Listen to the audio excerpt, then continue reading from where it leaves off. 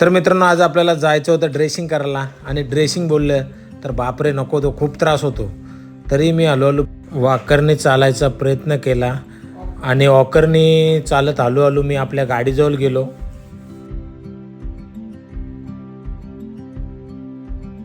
गाडीत बसलो आणि विलासला बोललो जरा बाबा हळूच गे रे गाडी, माझ्या पायाला खूप त्रास होतो. त्याने पण गाडी हळू चालवली आणि आम्ही निघालो रस्त्यात जायला. रस्त्यात आपले भोले बाबा भेटले, त्यांचे दर्शन घेतले आणि पुढे निघालो. रस्त्यात जाता जाता असेच गप्पा केल्या आणि थोड्याच वेळात आपण हॉस्पिटलला पोचलो. हॉस्पिटलला तर असेच गप्पा मारत बसलो होतो. तेवढ्यात माझं लक्ष विलासकडे गेलं आणि विलासचा चेहरा एवढा खराब झाला होता का त्याने सकाळपासून काही नाश्ता नाही केला. मग थोड्याच वेळात डॉक्टरने ड्रेसिंग केली आणि आम्ही घरी निघालो. घरी आलो आणि मग थोडा आराम केलं. बोललो आता पुढची व्हिडिओ नंतरच बनवावा.